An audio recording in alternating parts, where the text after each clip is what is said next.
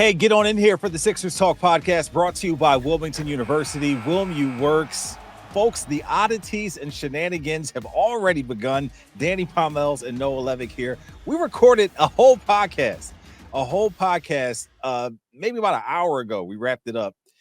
In the time that I packed my bag to come to work, I stopped by the bank and our producer, Alex Ruane, texted me like, I don't even know if we can air it because Jared McCain just tore the UCL in his right thumb. I'm like, what? Like, no, like you had to be a little shell-shocked getting this news after we just finished recording the podcast and here this news drops like a day before media day.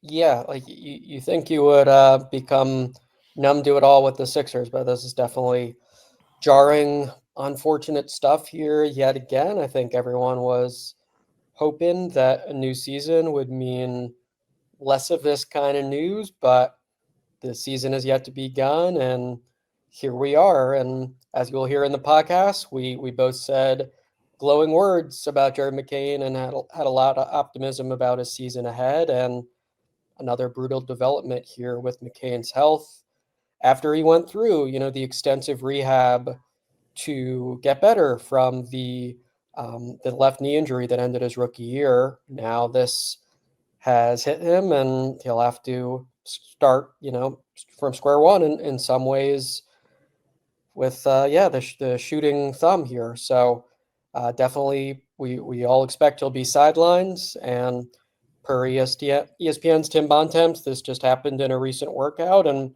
seems to be the kind of fluky, freaky thing that the Sixers have experienced many times.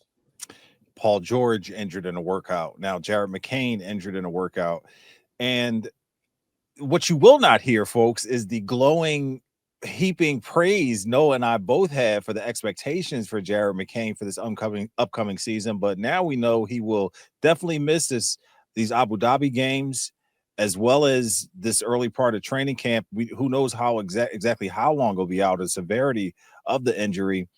But with all that said, it's really odd because it throws a wrench into the backcourt situation that we thought they were overflowing with possibilities, particularly when you add in Quentin Grimes. But I'm mentioning Quentin Grimes because maybe he suddenly has a little bit more leverage than he anticipated in trying to get re-signed with this team because Jared McCain is now out with an injury and there's a dearth of backcourt players with him and Quentin Grimes not in the fold. So what do you make of it as far as obviously very unfortunate for Jared McCain, like you said, and frustrating to say the very least for Sixers fans. But on the flip side, if you're Quentin Grimes camp, what are you thinking and how does this kind of play maybe in your favor a bit? Yeah, I doubt Daryl Morey would see it that way. I'm sure in Daryl Morey's eyes, Jared McCain is still the same guy, still ultra talented, still an important part of the Sixers' future. But no, I hear where you're coming from. I think you look at the Sixers depth chart, and that is a major name seemingly crossed off the list for at least the short-term future. I do think VJ Edgecombe seems to have the tools to be playing and helping the Sixers off the bat. But absolutely, if McCain is not in the picture, the Sixers don't suddenly, look like this team that has an infinite supply of backcourt resources. So definitely think it's a notable item as far as the Quentin Grimes saga is concerned, and something that would be reasonable enough to raise in those ongoing conversations with the Sixers. So I'm sure Morey is like all of us, trying to process it and what it means. I do think it wouldn't be in his character to feel a greater sense of desperation or urgency just because of this news, but it's absolutely important context when we're looking ahead to this Sixer season, even if it's not necessarily something that matters with the big picture of the team, because I'm sure everyone is hoping and expecting that Jared McCain will get better and eventually be back on the court playing with Tyrese Maxey, doing his thing once he's recovered from this thumb injury. Oh man, I feel for you Sixers fans, and Noah, you've been in whether it just be a regular gym or arena when like the air gets like sucked out of the whole building. you can imagine whether it was like a really bad, thumb jam or like however McCain suffered the injury, it wasn't good. And whatever it is, even if he like finished the workout and kept playing with it, but I'm sure he felt the pain right away and it lingered and they checked it out. So I'm sure it just was like, man, my thumb. And I could imagine the vibes were just really, like I said, on the part that you will not hear on the podcast, we did a recent interview with Jared McCain. He was having a Sixers clinic with a bunch of kids at the, I think, Wissahickon Boys and Girls Club. And he used that infectious energy that he brings and the upbeat and vibrant, vibe that he has, was very evident there. And it's a shame to see him, in this situation again. But his injury still not even scratching the surface of the significance of Embiid and Paul George's injuries. So it just kind of just adds to what the situation that they have going on, unfortunately. Right. I mean, it was looking like the Sixers were much improved on the health front going into media day, albeit with Paul George having picked up, the off-season left knee injury that he had a procedure for. But it's not feeling that way right now. It's feeling, I think, very, very deja vu because, yeah, Jared McCain was great when healthy as a rookie, and the picture for the Sixers looked a lot brighter when you envisioned him being back out there. Yeah, both from an energy vibe standpoint and also just production. Like this is clearly a kid who can fill it up and is an ascending player in the league. And it's just a bummer for the Sixers here that he's had another significant health setback. So McCain, as we know, is an ultra positive, mature personality. I'm sure he'll find a way to spin this where he is motivated to come back strong. But I've got to think he's like everyone here and being really frustrated and disappointed that he's had another poor luck sort of deal here with the health. And yeah, he's just got to deal with it and move forward. Unfortunately, that's the bottom line, and I'm sure he'll embrace the struggle and the difficulty here, even if at the moment it must feel really unfair. I think it just doesn't seem right that he would have this happen again, but it's part of the business of being a professional athlete, and he'll do his best to try to come back as a great player for the Sixers. I was just about to say that. So you want to be a pro athlete, huh? Well, like they said, I can't get the Yogi Berra quote down, but 90% mental is all I'm going to say. Like, it's a lot more than just the physical. There's the emotional side of it, and it's definitely a lot of mental anguish having to deal with how you overcome something like this again and early on in his career. But let's toss to the original podcast we actually taped where we'll touch on all the stuff leading up to media day. Really unfortunate to have to share this Jared McCain news with you guys and the way it happened, but here we are. We'll have to deal with it, and be strong, Sixers fans. We will be here with you every step of the way. Here is the original podcast that Noah and I recorded about an hour ago.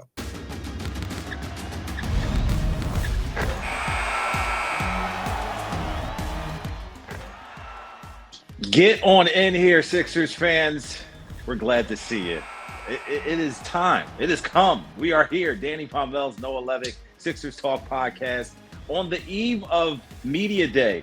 Training camp not far behind. Some preseason games in Abu Dhabi. Listen, it's been a long time coming, it felt like. It's been an arduous offseason, but we have made it here to the eve of training camp. But some questions need to be answered. We will get to a lot of those because we want to talk about Joel Embiid, Paul George, and Quentin Grimes. Curious how you're feeling here, Noah, as a scribe and a guy who covers this team so vehemently, how you feel like going into the eve of media day. Like, are you just a little antsy? Do you gather up all your questions and thoughts and try to put them in a little order of operations, or what do you do? Yeah, it's always just like a very strange time of transition. So for me, I always just like once you're able to catch a little bit of a rhythm and get rolling, Media day itself is obviously a bit of a circus, so Yes. just prepared for anything that comes our way on that front. But yeah, as you said, it feels like it's been quite a long time. Obviously, the Sixers are coming off their first season in quite a while where they were not in the postseason, and many of those games down the stretch were not the best to watch. So I think the prospect of basketball that feels somewhat meaningful is definitely a plus on my end, and I'm sure as well for many fans. Yeah, definitely. The NBA brings its own kind of drama, man, and we are smack dab in the middle of it as Sixers fans and people who cover the team. And if you needed to get your own personal juices flowing, just go check the Sixers social media account because the way they rolled out those black jerseys yesterday, Noah, definitely they did not miss a beat with the little accents and the details. They look just like the throwback jerseys from before. I'm sorry it took this long. Okay, they were waiting for the 25-year anniversary. They could have gave us this a couple of years ago. They gave us another black jersey instead, but man, those things look pristine. And just for a little closer to home type of thing, when you see the video and the start of it with the jerseys on that cage on the outdoor court in the beginning, that's my son's high school. That's the Academy of Palumbo where my son goes to school. So it was definitely like, I was like, yo, did you see? Blah, blah, blah. He was like, yeah, super swaggy. So that was pretty cool how they rolled it out. Yeah, big time. Yeah, I mean, I think, as you said, they didn't mess with greatness. The one real noticeable difference to me was just all clothes were baggier back in the day. You know, Allen Oh, Iverson sure. had the, Yes. the shorts flopping around, near his ankles or whatever. These are a little tighter fitting to the body, but outside of that, it looks like essentially the same thing. And I get there's a big nostalgia factor, but to me, they're just straight up excellent jerseys. I think, Excellent. I'm a It's fan hard to of. argue. Yeah, they're so good. I'm a fan just in general of that mid '90s to mid 2000s era of basketball jerseys. I think you had a lot of bold designs, a lot of originality, just a lot of swag straight up. So it'll be really cool to see those. And the Sixers did also mention, in addition to the 14 home games, they'll also be wearing them at six road games. So that's nearly a quarter of the games this season will get the treat of the black uniforms. And hopefully there is some inspired play to go with it because Philly has a way of adapting and adopting underdogs, and that was definitely a big underdog team who kind of definitely got to Kembe Mutombo at the break and accentuated their chances of getting to the finals. But Allen Iverson, you look at that roster, it's Allen Iverson and some other guys, and for him to have that MVP season is so much nostalgia and fun caught up in those jerseys. So hopefully some inspired play goes with it because I'm sure Sixers fans will be gobbling those up when they hit the stores and whatnot and shelves of the black shorts, the jerseys. I don't know if they'll throw a warm up in there as well, but the jerseys look so sweet. And in an era of, everybody's doing an edited video and, some type of, voiceover or whatnot, I thought the Sixers did a pretty cool job with Freeway. And like I said, getting the Jared McCain's and the Dem Bonas and the mean mugs and stuff like that. So I thought it was really cool how they did it. Yeah, the one I'm using item there, as people have pointed out, is Jared McCain was not lifting a lot of weight. He had two on plates and poked fun at that himself. He said, I think he's up to 10-pound curls or something. So that could have been a little realistic. I do believe Right. Jared McCain's capable of a little more, but that was a very funny detail in the rollout process. What a kid, man. We interviewed him a couple of weeks ago at a Boys and Girls Club clinic that he did for the Sixers. And for him to have such a catastrophic end to his rookie season, I mean, he is still that same upbeat, positive energy. You get vibes and stuff from him that I don't think you get from other players. And he just is a true Sixers ambassador and really ready to take the reins and make the next step here. But McCain, VJ Edgecombe, all those guys are second fiddle to the one and only number 21, Joel Embiid.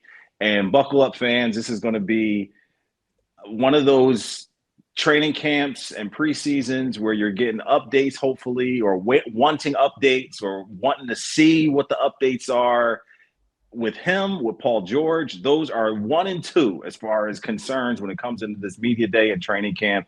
How they go will be how this team goes. If they can be healthy, if they can string together some games, not only being on the floor, but on the floor together, like the Sixers team definitely has some great potential. But we've been here before, Noah. We've been here with the Al Horfords and the, Josh Richardsons and, Seth Currys and all the guys that have come through here and, tried to make an impact on this team and tried to push them over the hump and get into the Eastern Conference Finals, making the NBA Finals, winning the championship. We've been here before. Hopefully, because things have gone so drastically bad last season, that there is some type of basketball gods mojo. They're like, you know what? This is the year where it finally comes together. Can this be the year, Noah? Do you feel like because they're so below the radar, there's a chance that they can rise above it and be a team to be reckoned with here in the Eastern Conference? Because what we're hoping is that if Joel takes his time coming back and feels as confident and with it as he has been under his own power and own decision making, that we can get a more quality version of him on the court when he does play, a healthier version. When I would say quality, a healthier version. So do you feel like this can be a season that those things can come together for this team? I think they're arguably the team with the most variability in the NBA or in the Eastern Conference. There's absolutely a scenario where many things go right, health first and foremost, and the Sixers do surprise a lot of people. I think the talent is still really high on paper, as was the case last season. And I think the youth of this team certainly should not be overlooked. They're up there as far as high quality young players. Jared McCain should not be forgotten about. Obviously, you've got VJ Edgecombe as well. Tyrese Maxey's still only 25 and has areas of his game that could very well improve. Got off to a rough start last year. Perhaps that doesn't happen this year, and he feels a little more equipped to come into it playing, efficient, solid, poised basketball in a way that was not the case last season. So yeah, like there are, I think, many routes the Sixers have to improvement, obviously, after the way last season went. But I think also realistically, their path to a surprisingly strong season, being an Eastern Conference title or what have you, you need to check a lot of boxes that are far from sure things. Joel Embiid's health, obviously, is where you start that conversation. And I think Paul George as well has not gotten any younger. He's 35 years old. And sure, I think that felt worse case-ish last year, having Embiid and George together for only 40 games. But I think also just trying to gauge the probability, yeah, it's quite possible that Paul George continues to deal with nagging injuries and isn't the number 2, number 3 star that the Sixers are looking for and really needing here. Right. Who they paid them to be. Right. Yeah, absolutely. And right, this reality continues to be that the vast majority of their team salary is dedicated to Embiid, Maxey, and George. So yeah, I think the Sixers legitimately, to me, stand out as a team where you could tell me a story of how the season goes, and I would probably believe it, whether that's a great story, a terrible story, or somewhere in between. Well said, Noah. And it's a shame that you have to tie the success of this team to 2 guys who are oft injured. I have more optimism that should Joel Embiid be on the healthy side, that they could survive Paul George not being fully healthy, just because of the double teams he commands. Younger player, obviously much closer to his MVP season or potential MVP season than Paul George was to his when he was, top 3 in the voting and things like that. So I feel like you can get Joel Embiid would be the cake, and then Paul George would be the icing. Like you're hoping that they can have at least Joel Embiid commanding double teams and kicking out to these shooters, or coming down and being automatic with the jump shot, or running the offense through him, obviously, and having those dribble handoffs and cuts to the basket and things like that. But I think that what Sixers fans need to do is just buckle up and hope for the best. When you think of Paul George and Joel Embiid, you can't help but wonder about what the heck is going on with Quentin Grimes, the guy we actually watched finish the season for this team. And it's frustrating to be involved in a situation like this where you spent the whole offseason waiting for the update on Quentin Grimes or something that would solidify him as the player on this team that the front office had talked about and valued, supposedly. But here we are here on the eve of media day and training camp. He will not be at media day. Quentin Grimes also will not be making a trip to Abu Dhabi. This according to a report from Shams Charania. Are things getting worse here as we're getting to the cusp of training camp, Noah? Like you would think that this would be a coming together moment for Grimes and the Sixers, but it seems like they're still pretty far apart. Yeah, I mean, according to that ESPN report, this was really the first formal offer the Sixers made. So discussions are at least happening. They're not iced out of conversations or what have you. But yeah, I think there's this very important context here that Daryl Morey straight up said, like, re-signing Quentin Grimes was a priority, and that also, that made it not viable to have Gershon Yabusele back. So I think the Sixers' position pretty reasonably continues to be he's in all likelihood going to play for this team next season regardless. We don't need to make, great concessions. And historically, it's been a really risky decision to take the qualifying offer and go the pure bet on yourself route. Like, I think none of those dynamics have changed, and that all contributes to the Sixers not willing to budge very much from what they feel, would be an appropriate price to bring Quentin Grimes back if you're talking about a multi-year contract. So, yeah, but without question, I'd say everyone would be breathing a little easier and feeling just a greater sense of stability if you knew on media day that he was there, excited to be back with the team, and locked into. That's just the baseline. That's just the baseline you would hope for. Absolutely, that's all fundamentally true. But again, like, the reality with all this stuff, I feel like we've had this conversation a few times with Daryl Morey, is you judge it on the end result. So, like the Ben Simmons holdout, I think the Sixers ended up coming okay out of that, right? They got James Harden. James Harden made them a better team, and it was really uncomfortable and unpleasant for many months as that saga played out. So this is Quentin Grimes, though. Yeah, I don't think we're going to be waiting. We're not going to be waiting months, right? Like, we got the October 1st deadline for the Sixers' 1 year, $8.7 million qualifying offer, which they did officially extend this summer, as is, the norm in restricted free agency.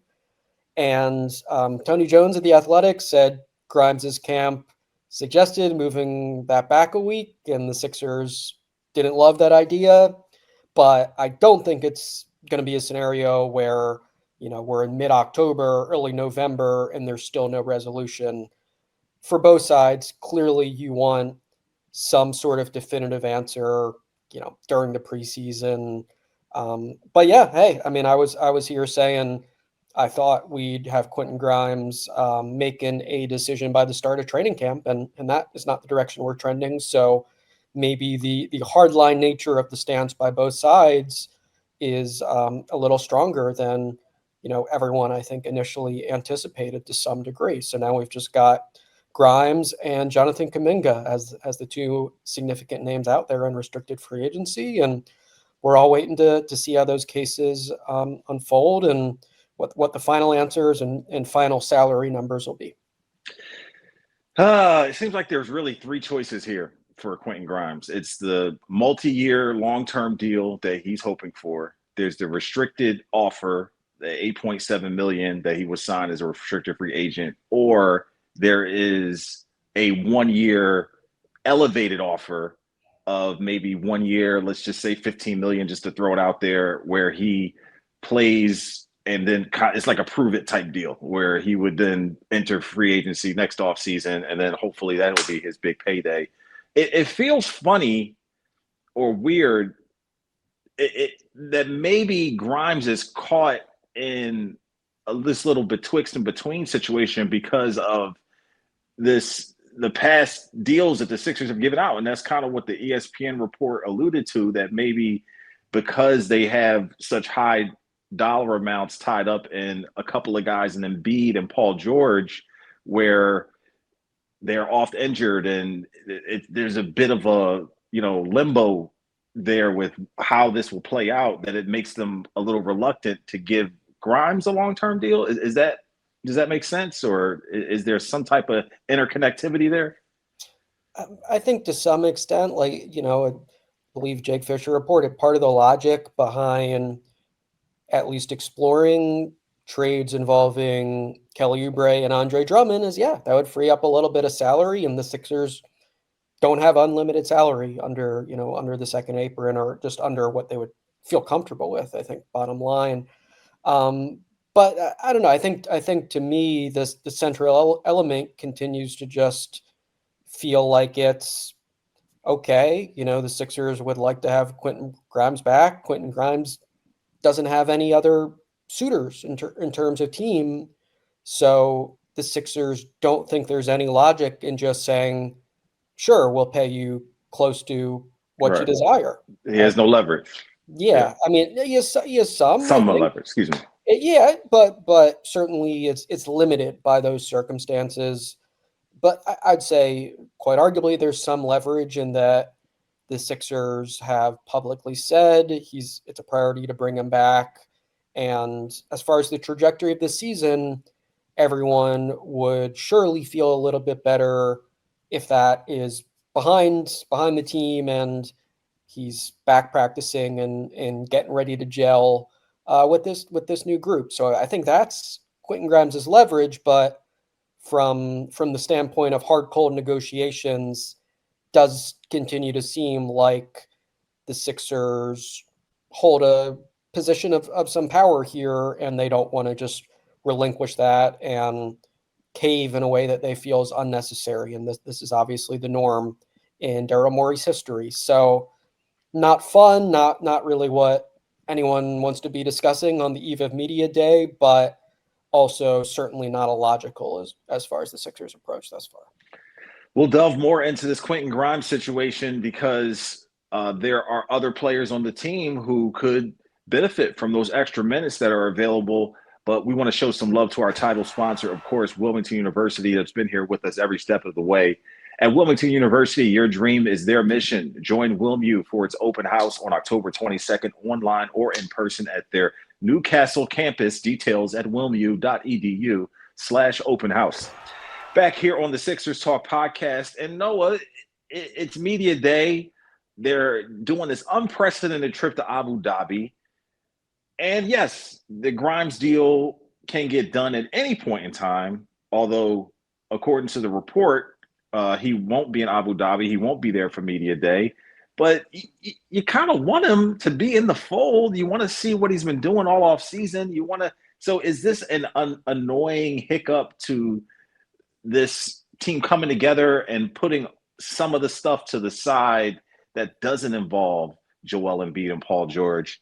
Or is there a scenario where there's others who can benefit from Grimes not being there? VJ Edgecombe obviously creates another name in the backcourt.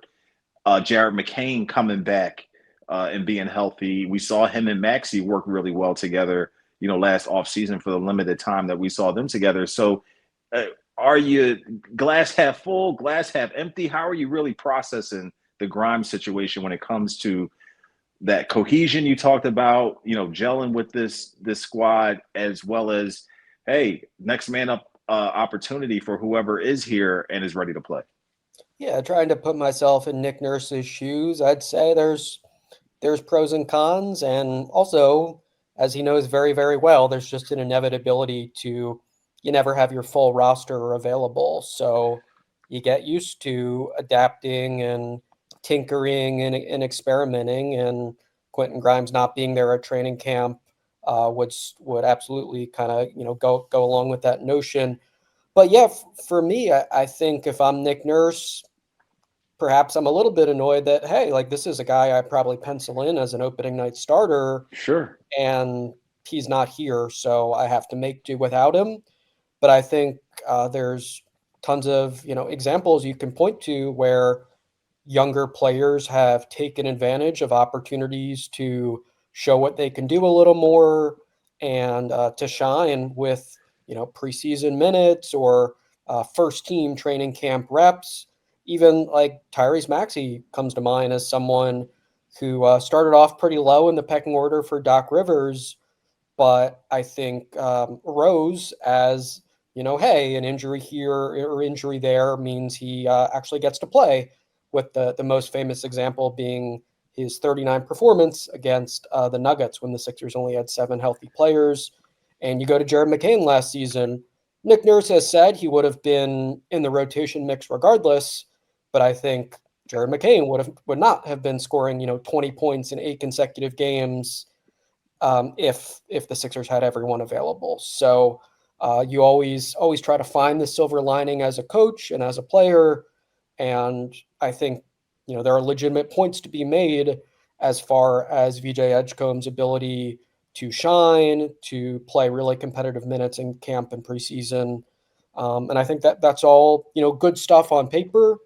But would it be preferable if Quentin Grimes was there and getting comfortable with this new mix of guards?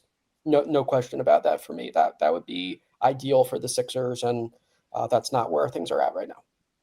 Yeah, weird trickle down effect going on where Embiid, Maxey, and George are not available at the end of the season, and Grimes is like having all this time to showcase what he can do. And then the guy who you're like, oh, well, maybe he could be a part of everything that we're doing here and moving forward. And all of a sudden, he's not here. So someone else can benefit from the opportunities that are available and whatnot for this team.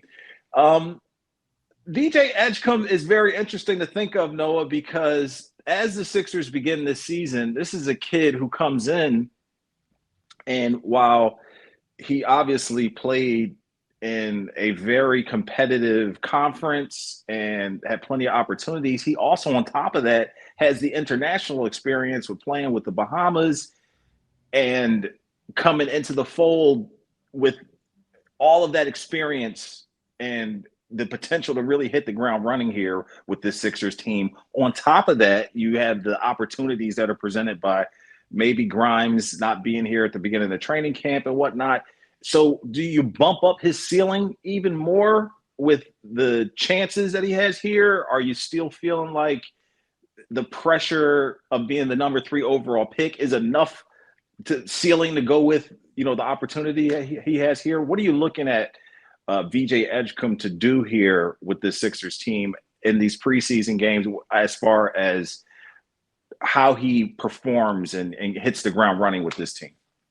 Yeah, wouldn't surprise me if he has a nice start to his NBA career that includes I steady feel like minutes. it's there. I feel like the tea leaves are given nice start, but Absolutely, yeah, the yeah. potential is there for that. I don't expect him to have, a 28-point game the way he did in Summer League. To me, Jared McCain more fits that profile, right? Like you knew out of Duke, there was the electric shooting, the ability to get hot. I think VJ Edgecombe, the book on him, he's a really good, well-rounded, high-effort player. And I think all those traits should translate to the NBA and enable him to help the Sixers. I think Nick Nurse will be fond of his defense, right off the bat. I think it's a plus that he's, a 6'4", 6'5" guard on a team that has a couple of guys who are maybe generously listed at 6'2". So I think that could play in his favor as well. Yeah, I think the offense is a bit of an X factor. Like certainly, as we saw in Summer League, there's some ability to hit mid-range shots that maybe wasn't as apparent at Baylor. There's the ability to finish a lot better than he did statistically at Baylor, just in terms of the pure athleticism and the bounce and the burst. How much of that will, pop off the screen right away in the NBA? I don't know. I'm really curious to watch. But I would be surprised if, he's riding the bench and not getting regular opportunities. But I would also not expect him to surge into an ultra high minutes role that involves him getting up a bunch of shots and becoming, a core piece for the Sixers on night one or anything along those lines. I'm sure it'll be something in between. But yeah, I would have a decent degree of confidence that, health permitting, very, very important note, he's playing in the Sixers rotation and doing a lot of stuff on both ends of the ball that endears him to Nick Nurse early on. Listen, 58 different starting lineups last 54, year? 54 different starting lineups. Let's hope those days are behind us as the Sixers here are ready for media day, Abu Dhabi, training camp, and the whole 9 yards. Before we go, though, Noah, the Sixers threw a handful of names at us that they had picked up. I don't know if they're just camp bodies or players fans should be aware of. Is there anyone there in those 4 or 5 guys they picked up that in the Exhibit 10 deals, I think it was, that they should be aware of or keep their eye on? Yeah, Amani Bates was the big name. I mean, he was on the cover of Sports Illustrated. I vividly remember reading about him when he was From 16 Cleveland, years right. old and compared to Kevin Durant. He has not become Kevin Durant, but he is only 21. He's had a couple cups of coffee with the Cavaliers.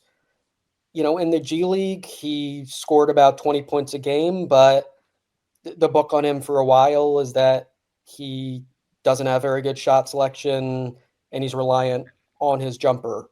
So he's a smooth guy who can put the ball in the hole.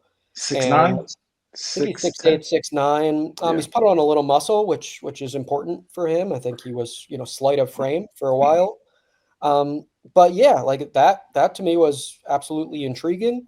The nature of an Exhibit 10 deal is that typically, because of the incentive in the contract, you go on to play for the organization's G League team, which is the Delaware Bluecoats.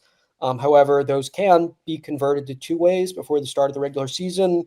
So in theory, if Imani Bates or another one of these guys stands out, the Sixers could cut one of their current 2 ways and do some shuffling there, which they've historically been willing to do. But yeah, that's a name to watch moving forward. I think perhaps there's the perception that, oh wow, he had this immense hype and he hasn't lived up to it. I mean, the kid's still 21 years old, so not impossible that he gets a lot better.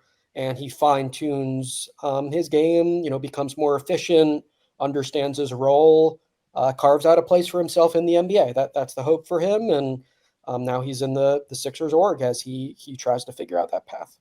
Yeah, you never know what a change of scenery can do. And hopefully the Sixers, like Noah mentioned, can find some lightning in a bottle with him or any of these other guys that they brought on board. Listen, you have paid attention to everything we've said and talked about so far. Pay attention to this. Most importantly, 10:30 a.m. tomorrow, Mark Jackson, Amy Fadul will be live interviewing Sixers players for Media Day. You can check it out on NBCSportsPhiladelphia.com or any of our social media channels. Noah Levick will be pumping out all the information on NBCSportsPhiladelphia.com for his sights, sounds, and people he's talked to and observations from Media Day. Be sure to check that out and follow him at Noah Levick on social media. Much love to you, sir. Good luck with everything tomorrow. We appreciate everyone out there for listening and watching the Sixers Talk podcast. I'm Danny Pommells for Noah Levick and our producer, Alex Ruane. We will see you next time. We're brought to you by Wilmington University. Wilmington Works.